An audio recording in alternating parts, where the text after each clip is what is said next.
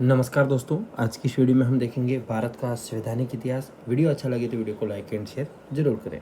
प्रथम क्वेश्चन है आपके B.R. अम्बेडकर और महात्मा गांधी के मध्य 1932 में हस्ताक्षरित आपके पूना समझौते में क्या प्रावधान किया गया था। तो दोस्तों, जो पूना समझौता 1932 में हुआ था, ये आपके B.R. अम्बेडकर और आपके महात्मा गांधी के मध्य हुआ था।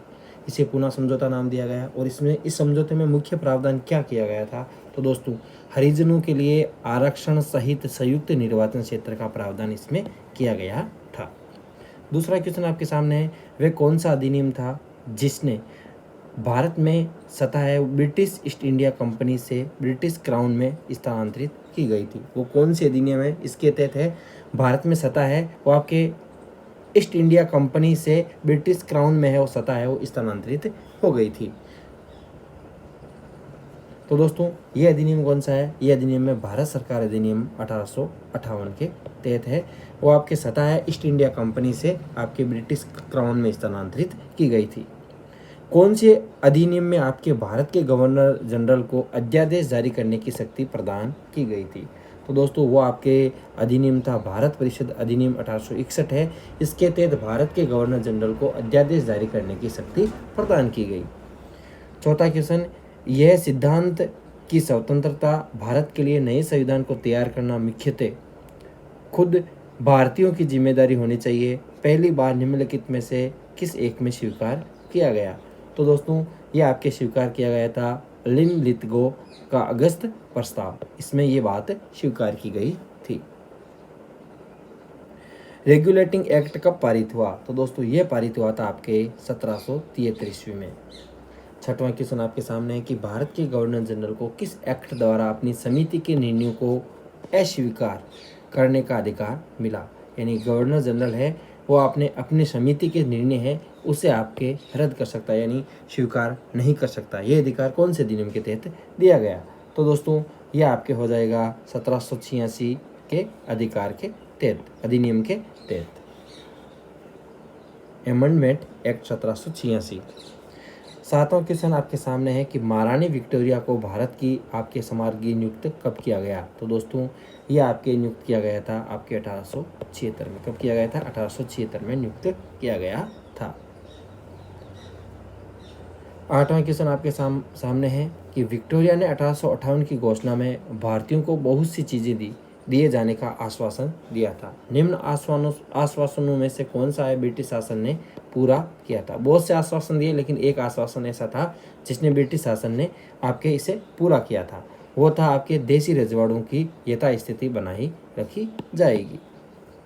नौवां क्वेश्चन है कि मिंटो मार्ले सुधार का उद्देश्य क्या था? तो दोस्तों, यह आपके इसका उद्देश्य था पृथक निर्वाचन प्रणाली। मार्ले मिंटो सुधार बिल किस वर्ष पारित किया गया? तो दोस्तों, यह आपके कब पारित हुआ था? आपके 1909 में पारित हुआ था। 11वां सवाल है आपके सामने दोस्तों कि मुसलमानों के लिए अतिरिक्त निर्वाचन मंडल प्रारंभ में किसके द्वारा लाया गया था? तो दोस्तों, कौन से अधिनियम के तहत लाया गया था? तो दोस्तों, ये आपके मार्ले मिंटो सुधार अधिनियम 1909 के तहत लाया गया था। 12वां क्वेश्चन, 1919 के इंडियन काउंसिल एक्ट में किस बात की व्यवस्था की गई थी? तो दोस्तों, अभी हमने ऊपर देखा था। तो दोस्तों, ये था आपके सांप्रदायिक प्रतिनिधित्व, यानी आपके पृथक निर्वाचन, यानी मुसलमानों के लिए अतिरिक्त निर्वाचन मंडल या सांप्रदायिक प्रतिनिधित्व की बात की गई थी। अगला है मॉन्टेग्यू चैम्सफोर्ड सुधार में क्या प्रावधान किया गया था? तो दोस्तों, ये प्रावधान प्रांतों में दोहरा शासन की व्यवस्था मॉन्टेग्यू चैम्सफोर्ड सुधार अधिनियम के तहत की गई थी। 14वां क्वेश्चन आपके सामने, 1946 का कैबिनेट मिशन 3 मंत्रियों में गठित था, निम्नलिखित में से कौन सा सदस्य नहीं था? तो सदस्य नहीं था वो बताना है दोस्तों। तो लॉरेंस थे, अलेक्जेंडर थे और क्रिप्स थे। इसमें लॉर्ड एमरी नहीं थे। 15वां है कैबिनेट मिशन योजना के विषय में कौन सा सही नहीं है?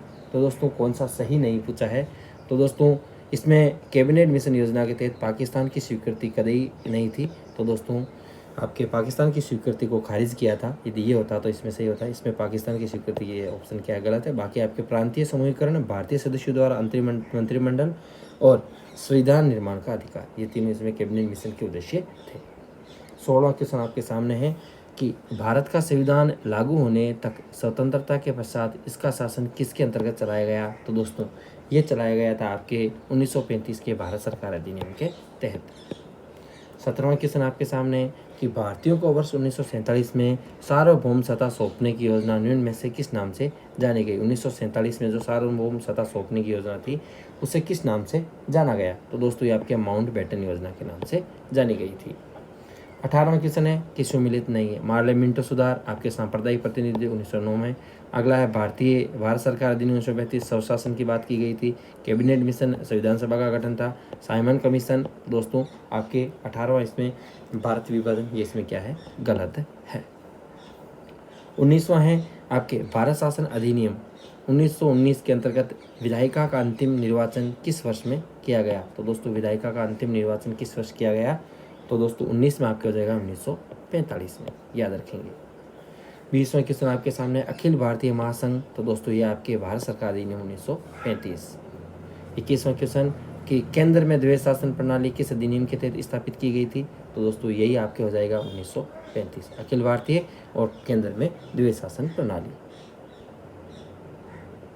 अगला क्वेश्चन आपके सामने संघीय प्रणाली का पहला प्रयास भारत सरकार अधिनियम द्वारा कब किया गया? संघीय प्रणाली, तो दोस्तों संघीय प्रणाली का आपके प्रयास 1935 में किया गया था। अगला किस अधिनियम की प्रमुख विशेषता प्रांतीय स्वायत्तता थी? तो दोस्तों ये आपके था 1935 की अधिनियम की प्रमुख विशेषता थी प्रांतीय स्वायत्तता।